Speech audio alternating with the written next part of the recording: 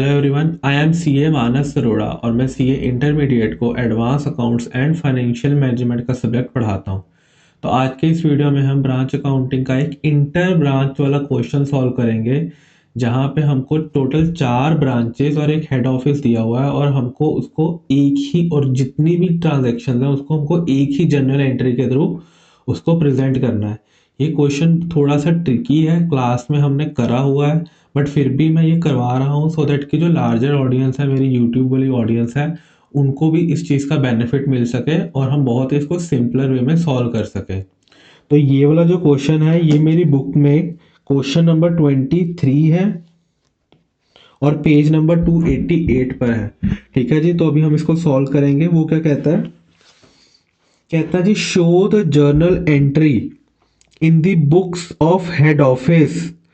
Head office की books में हमको जर्नल एंट्री करनी है, एंट्रीज नहीं बोला, सिर्फ एक ही जर्नल एंट्री करनी है at the end of the April. April month के एंड में हमको एक जर्नल एंट्री करनी है ताकि जो इंटर ब्रांच ट्रांजैक्शंस हुई है ना वो रिकॉर्ड हो सके। और आपको ये अज्यूम करना है कि सिर्फ हेड ऑफिस ही बुक्स मेंटेन करता है, अलग अलग ब्रांचेस की ब्रांचेस खुद कोई अपनी बुक्स मेंटेन नहीं करती, सिर्फ हेड ऑफिस ही अपनी बुक्स मेंटेन करता है। ये डिपेंडेंट ब्रांच का क्वेश्चन है।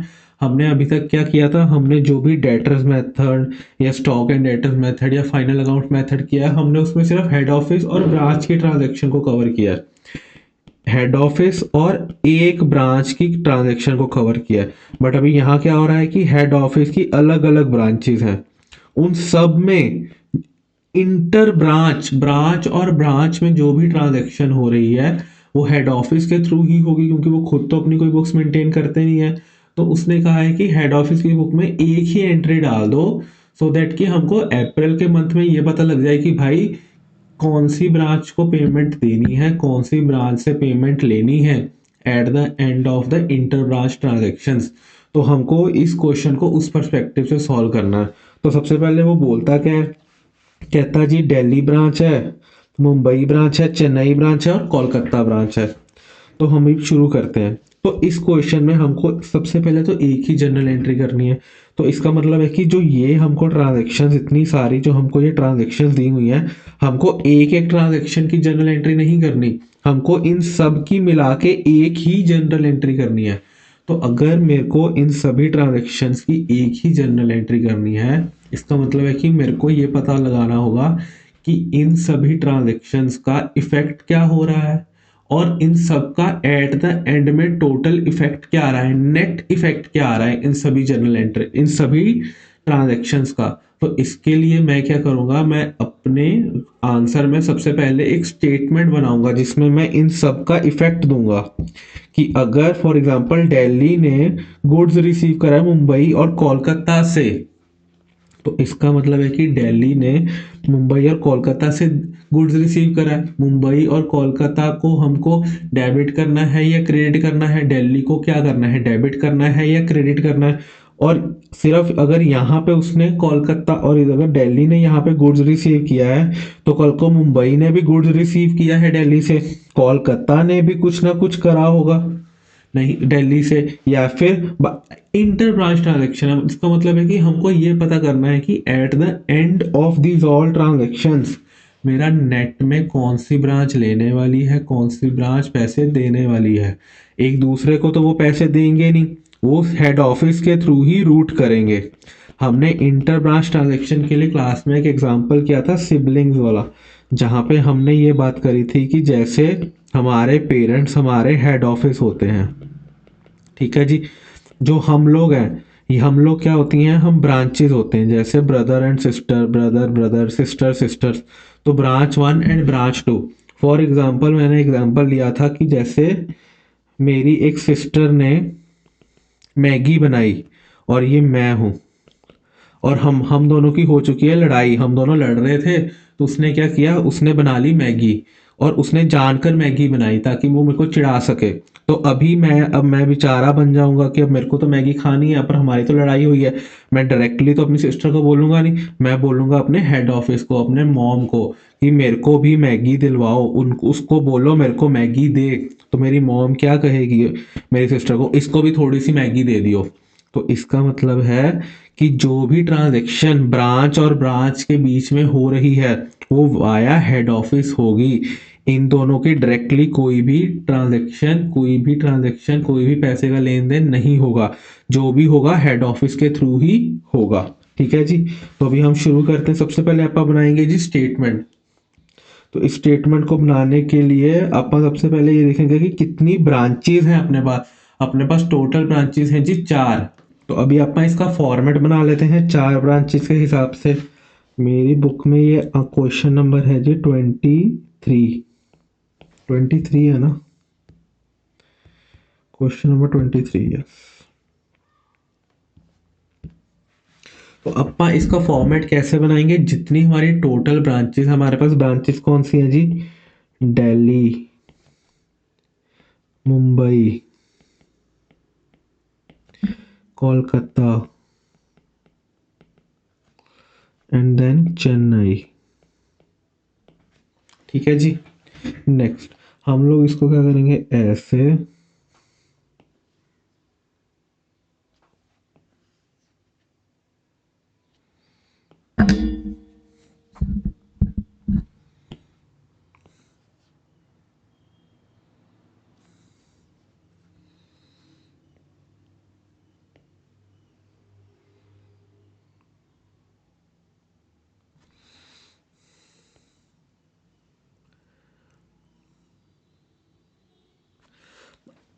अब अपन यहाँ पे क्या करेंगे, तो सबसे पहले करेंगे जी दिल्ली ब्रांच।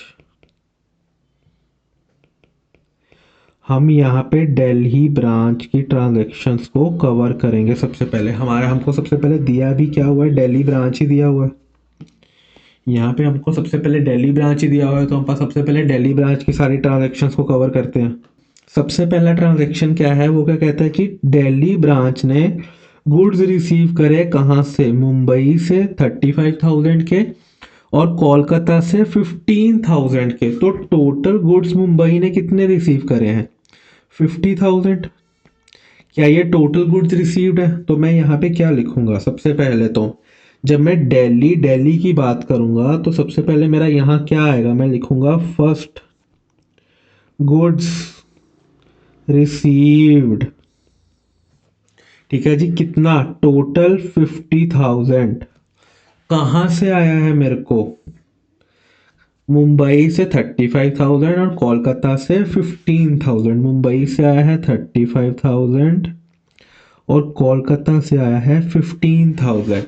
आप लोग ये जो ट्रांजैक्शन है, सबसे पहले आप इसकी एंट्री क्या डालोगे, अमाउंट तो ठीक है, अमाउंट तो हमने डाल दी, बट एंट्री क्या डलेगी, दिल्ली ब्रांच ने गुड्स रिसीव करे हैं कहाँ से, कोलकाता से और मुंबई से।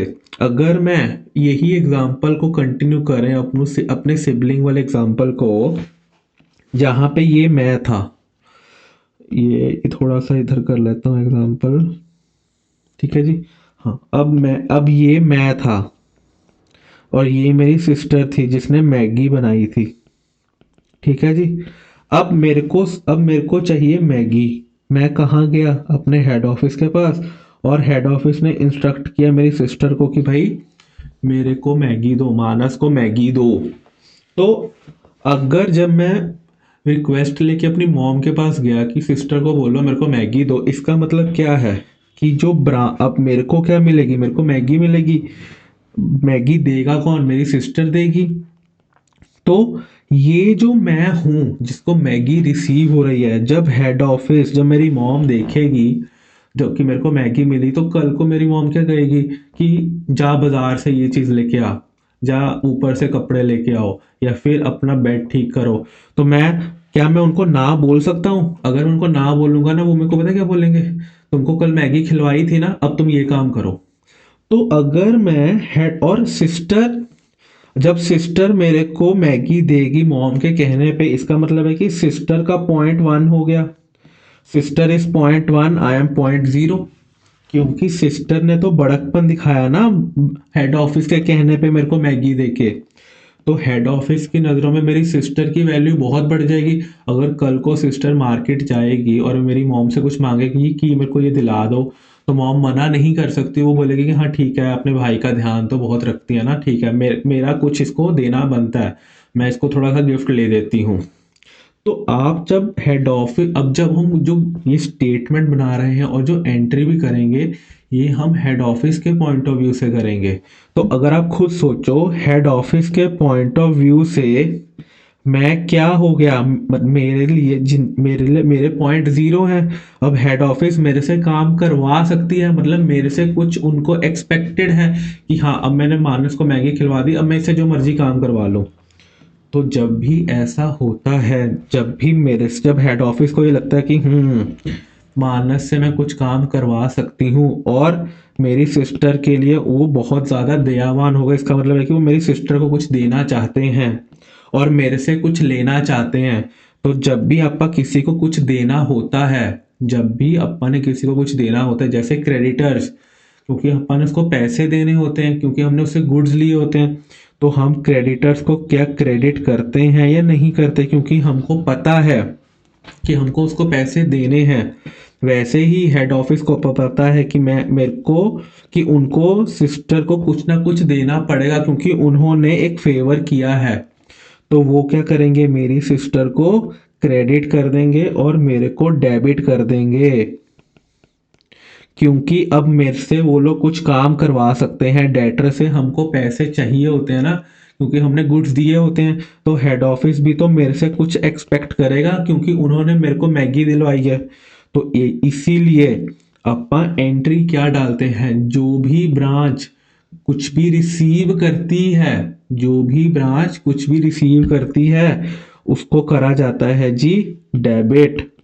और जो भी ब्रांच कुछ देती है सामने वाली ब्रांच को, उसको करा जाता है क्रेडिट। ठीक है जी। तो अपा मोटा मोटी ये भी समझ सकते हैं कि डेबिट हम उसको करेंगे जो रिसीव करता है और क्रेडिट उसको करेंगे जो गिव करता है, गिवर। यहां हम बोल सकते हैं रिसीवर। ठीक है जी। क्या ये समझ में आ गया लॉजिक कि ऐसा क्यों हो रहा है? तो अगर अपन इस केस में देखें, तो which branch is the giver, Mumbai branch is the giver and Kolkata branch is the giver. और रिसीवर कौन है, दिल्ली ब्रांच। तो रिसीवर को अपन क्या करते हैं, डेबिट, और गिवर को क्या करते हैं, क्रेडिट। यहां पर दिल्ली ब्रांच क्या है, Delhi branch is receiver. Receiver को अपन क्या करते हैं, डेबिट, और गिवर को अपन क्या करते हैं, क्रेडिट। ठीक है जी। लॉजिक समझ में आ गया कि अपन डेबिट और क्रेडिट क्यों कर रहे हैं। ऐसे ही हम बाकी सारी जितने भी हमको ट्रांजेक्शन हैं वो सॉल्व करेंगे। इस क्वेश्चन में सिर्फ यही लॉजिक है, एक तो स्टेटमेंट बनाने का लॉजिक है और डेबिट क्रेडिट किसको करेंगे, बस यही लॉजिक है और कोई लॉजिक नहीं है। बाकी सिंपली हम स्टेटमेंट को बनाते जाएंगे आगे।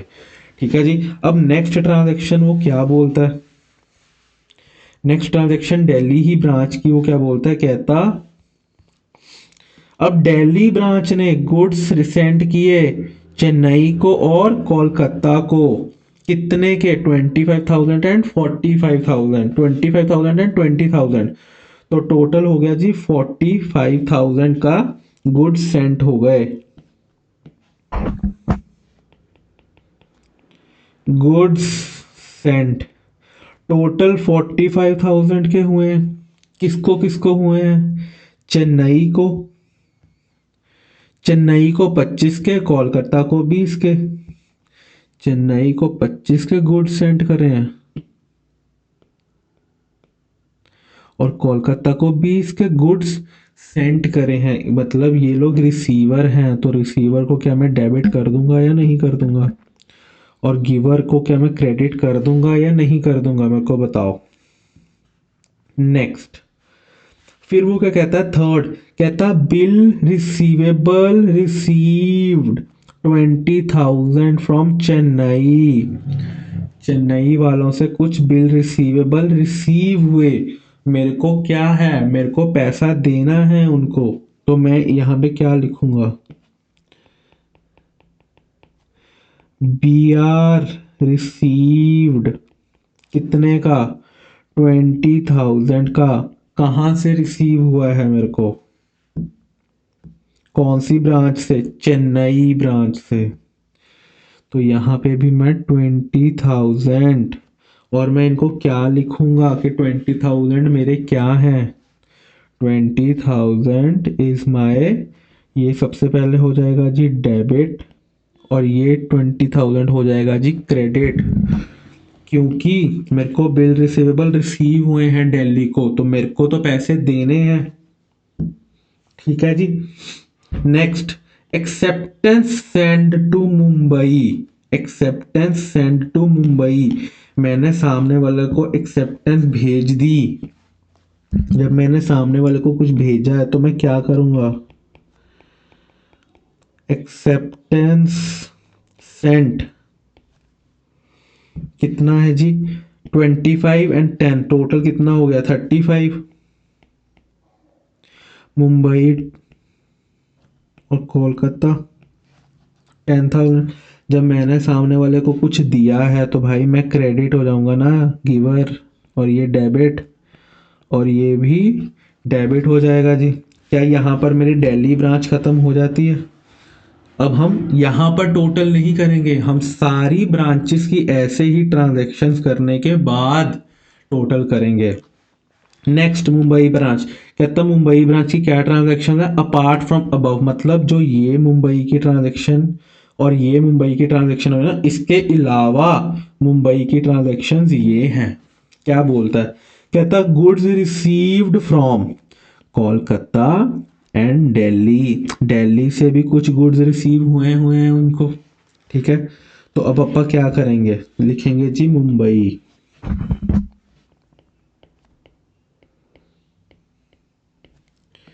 गुड्स रिसीव्ड,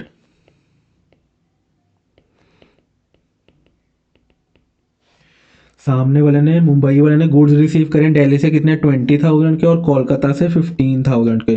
तो यहाँ अब मुंबई दिल्ली आएगा, तो यहाँ 20,000 मुंबई ने गुड्स क्या करे हैं, मुंबई ने गुड्स रिसीव करे हैं, या मुंबई ने गुड्स दिए हैं, मुंबई ने गुड्स रिसीव करे हैं।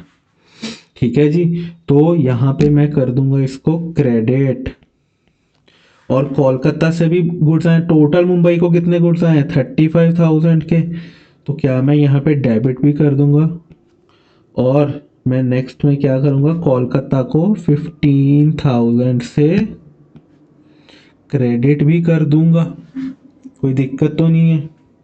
नेक्स्ट, कहता जी cash sent to Delhi and Kolkata, मैंने कैश भेजा है, सेंट किया है,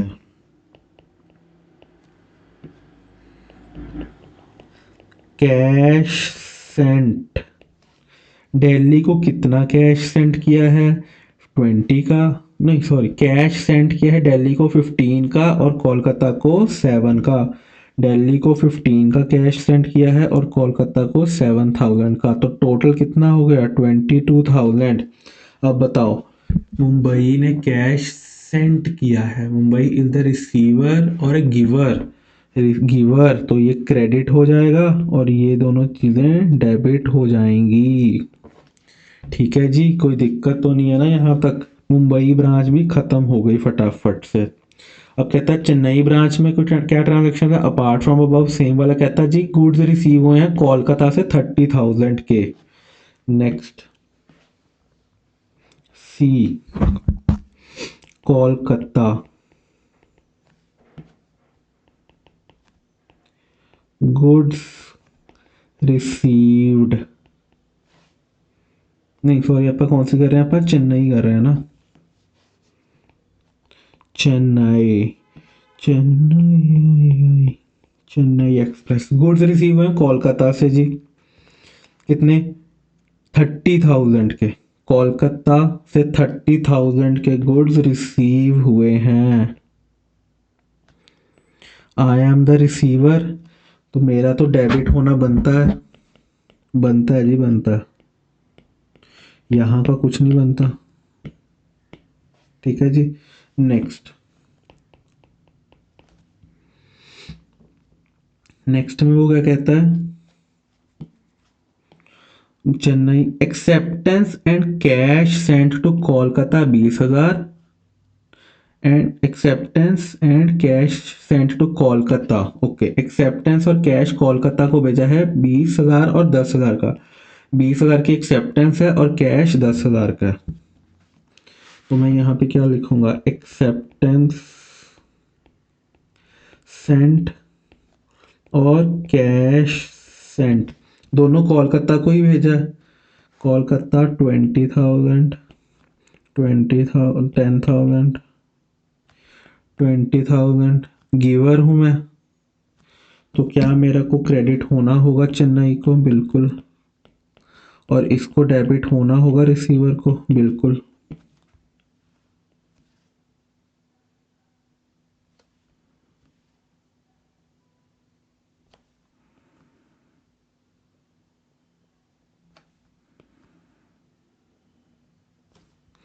नेक्स्ट कोलकाता लास्ट कहता जी sent goods to Chennai 35,000। Chennai को हमने 35,000 के गुड्स भेजे। Kolkata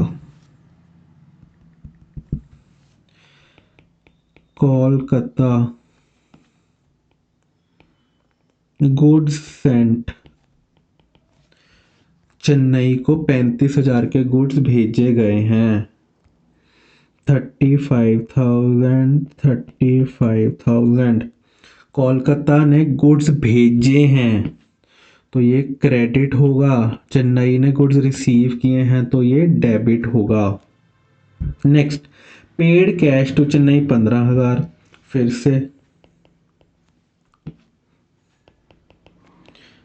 paid cash to Chennai 15,000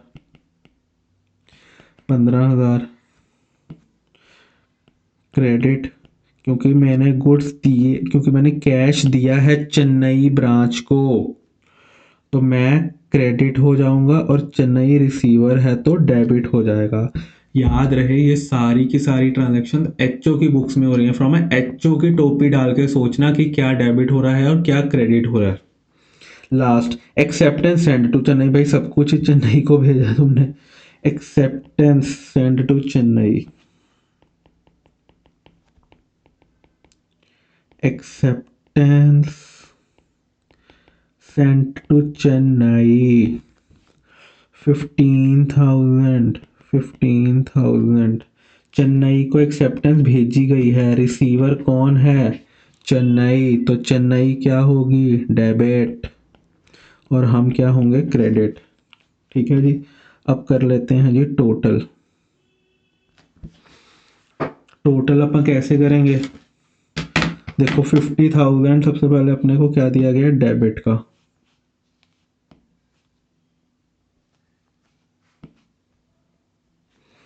$50,000 अपने पास क्या है जी, डेबिट, माइनस 45,000 कर देंगे क्योंकि क्रेडिट है, प्लस 20,000 कर देंगे, डेबिट है, माइनस फिर से 35,000 कर देंगे क्रेडिट का, माइनस 20,000 फिर क्रेडिट का कर देंगे, प्लस 15,000 कर देंगे, तो टोटल मेरे पास माइनस आ रहा है।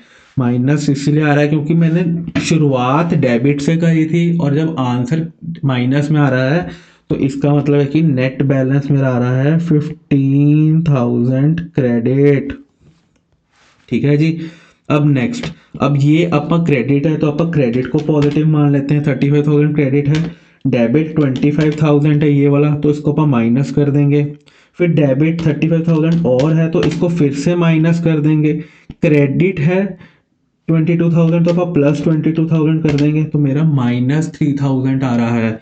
मैंने शुरू क्रेडिट से किया था, आंसर मेरा -3,000 आ रहा है। इसका मतलब है कि 3,000 is my debit balance. 3,000 is a debit balance. ठीक है जी, नेक्स्ट, अब फिर से अपन क्रेडिट से शुरू कर लेते हैं। 15,000 क्रेडिट है, 20,000 ये वाला डेबिट है, तो अपन माइनस कर देंगे। फिर 10,000 डेबिट है तो फिर अपन माइनस कर देंगे।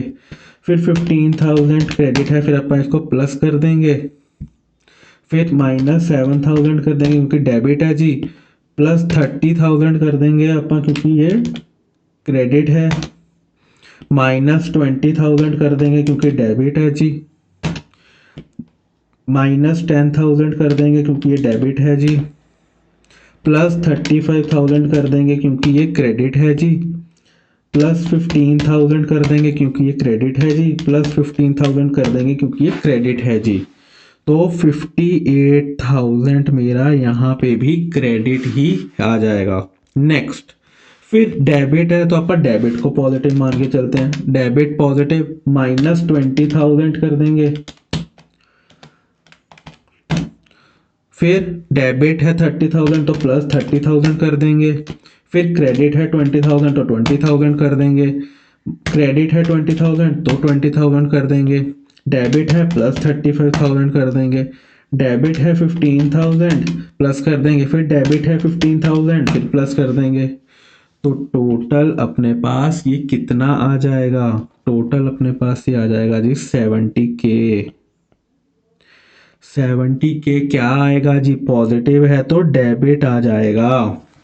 तो सर ये आ गया, आपने जैसे बोला था कि नेट नेट करके। अब बताओ एंट्री क्या करें? अब मेरे को बताओ डेबिट का टोटल कितना आ रहा है? 70,000 प्लस 3,000, 73,000 मेरा टोटल डेबिट आ रहा है। और क्रेडिट कितना आ रहा है? 58,000 प्लस 15,000। क्रेडिट 58,000 प्लस 15,000, ये भी 73,000 आ रहा है। तो इसका मतलब है कि मेरी स्टेटमेंट तो ठीक बनी है। अब एंट्री जब अपन इसकी डालेंगे तो एंट्री क्या डालेंगे? अब देखो डेबिट कौन सी ब्रांच हो रही है?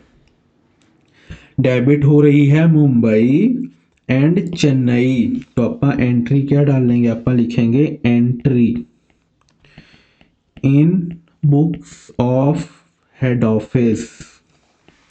मुंबई और चेन्नई डेबिट हो रहा है। Mumbai branch account debit, Chennai branch account debit to.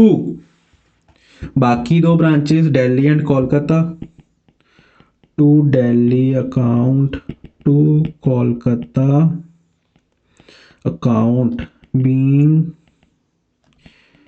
Adjustment entry past.